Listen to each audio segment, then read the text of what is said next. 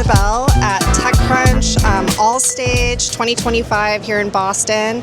And Isabelle is so cool and nice. She's working here with TechCrunch, and she agreed to be interviewed for my podcast. So Isabelle, can you tell my audience a little bit about, let's start with TechCrunch. Yeah. What is TechCrunch? Okay, so TechCrunch is one of the world's leading media platforms, specifically educating people on technology. So everything from very early stage startups, what is coming like on the very cutting edge of technology within AI, robotics, healthcare, fintech, whatever it may be, all the way to what the big tech companies are doing, right? And even what legislation is happening that's enabling technology, right? So we have reporters who are boots on the ground and experts in all these different industries who are essentially educating our viewers and our readers about what's happening in the world of tech. And what team are you on at TechCrunch? Yeah, so technically I'm on the events team. We also host a bunch of events around the world catered to startups, venture capitalists, big tech, anyone who wants to get into the tech space. But I actually run the Startup Battlefield program, which is our early stage startup launch competition. So every year we pick 200 early stage startups from anywhere in the world, building in any industry, and we feature them at TechCrunch Disrupt and in our articles. And so it's a really, really great way for young budding entrepreneurs to get some visibility and exposure out in the world. And for us, it's a really fun activity to go and hunt the world for the coolest innovations. I feel like it'd be a hard job. Like, are you one of the people that decides to, like one of the lucky 200? Yeah, definitely. And so, how does it feel to have so much power? It's horrifying. No, I'm just kidding. It's actually what I've been doing back here the whole day. I'm like sitting at the help desk and also evaluating applications. So my team takes a first pass and just kind of evaluating, like, is this even viable? Is the market big enough? Is the founder qualified? And then we pass it off to the journalists who are experts in that industry. So our clean tech editor will look at it and knows a lot more about like what ideas even have legs to stand on within their industry. And then we start going deeper after that. Very cool. And so tell me about, you were saying that TechCrunch, they do events around the world. We are at TechCrunch All Stage here in Boston, but there's also, Disrupt that takes place in San Francisco this October 27th through 29th. You know your stuff. I'm also reading from a poster that's right in front of me, but I was like, you know what? That makes me look real prepared and real cool. I did my homework. Really did. But yeah, tell me about this event. And like, this is my first time attending. I actually live in Chicago. Okay. So this is my first time in Boston too. So Boston's really cute. Tell me about this event, maybe the particularities about this event versus the one that takes place in San Francisco. Is there anything about Boston that makes it a unique event? Yeah, tell me. Yeah, absolutely. So TechCrunch All Stage is, as it says in the name, for every stage. So we have a lot of content that's focused on early stage companies, like building from the ground up, right? How to find product market fit, how to find a co-founder, things like that, all the way to scaling, where we have growth stage companies that are looking to get towards their IPO or get acquired or just get to the next level of their development. A lot of VC and fundraising focused topics. So this, I would say, is one of our kind of more educational events in the sense where we really want people who are building to come here, learn from each other, learn from the people who are going to invest in them and who can help them along their way. So our other big event, as you mentioned, TechCrunch Disrupt in San Francisco, is really our flagship event. It's much, much bigger than this. Yeah. I used to live in San Francisco, so I remember how like big of a production it was, and especially a town like San Francisco, it's so tech focused. Totally. Do you find that being in Boston, you get a different composition of types of founders that come? Yeah, no, it's totally true. So I mean, Boston, we see a lot of biotech, we see a lot of fintech, retail tech. So I mean, there's kind of specific industries that Boston, New York, I would say kind of are better at or are more focused in. San Francisco tends to be a lot of SaaS and software, a lot more AI enterprise kind of thing.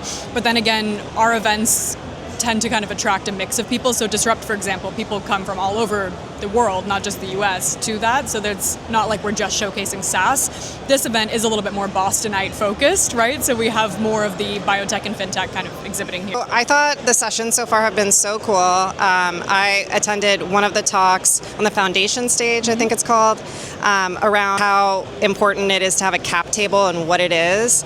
And also some really interesting core stories with regard to cap tables. So I'm just like, all right, got to make sure I, study up on this. But There was also another session I attended. It was a roundtable, and it was about the trends with regard to VC funding, like now versus where it was at in 2013, and those trends have been and how that's impacted the funding environment. So I thought both sessions super cool. I wish I could attend multiple simultaneously. But what are some of your favorites? Yeah, I mean, so as you said, there's kind of topics for every stage and every type of founder, and what we really want to do, or our goal with these events, is to sort of democratize access to some of this information, because it's often gate-kept, if you will, and between all of the Silicon Valley investors, and if you know in Silicon Valley, and we don't want that. Like, that's TechCrunch's whole mission, is to make sure that everyone around the world can have access to the same information and have a chance to play the game, right? If you want to jump in and be a founder, this is how you educate yourself on what you need to know about fundraising. It's how you learn your mistakes from founders who've built it before, and so you don't make that mistake. And you rub shoulders with funders themselves, like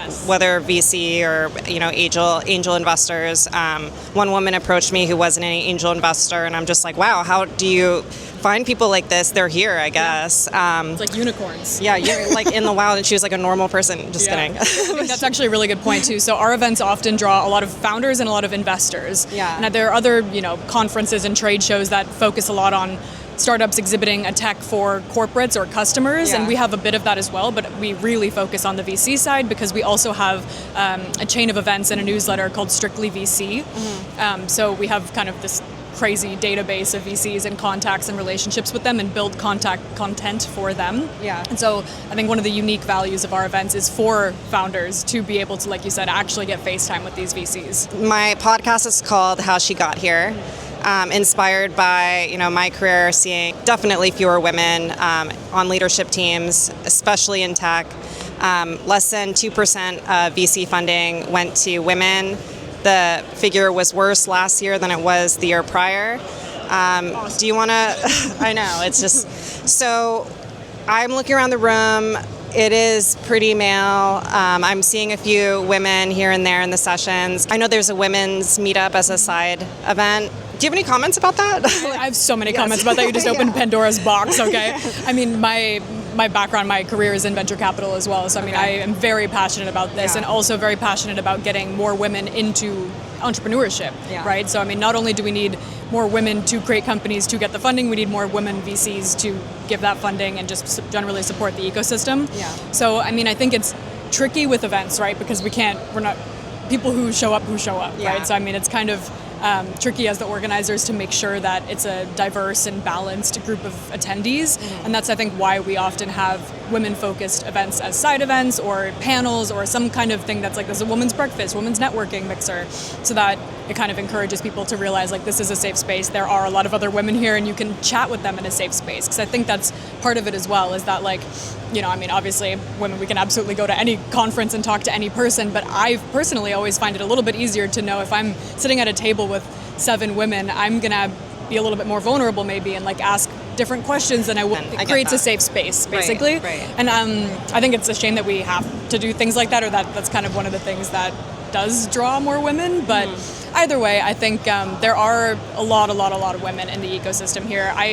I'm not super familiar with the Boston ecosystem. I'm from San Francisco myself. There it's pretty diverse these days. Yeah. I think partially because a lot of people, again, come to San Francisco to be in tech, and they move there to be a founder, right? Boston and are attracted to it being a diverse city too. Exactly. Where Boston, I think, is a little bit more stagnant in some ways. There are people who move here, of course, but and different industries attract different types of people who become founders in that space or invest in that space. So I don't know, it's evolving, but I have a lot of faith that people like you who are talking about this and asking these questions can at least spread some, awareness about it, so people, maybe young girls, get into the venture capital space or become entrepreneurs, because that's what we really need. Where can people follow TechCrunch and follow you too? Can you shout yourself out? Yeah. So for TechCrunch, we have a ton of different newsletters, right? So if you're interested in the future of fintech or the future of AI, right, go to TechCrunch.com, and there's a whole newsletter section. You can just subscribe to the ones you're interested in.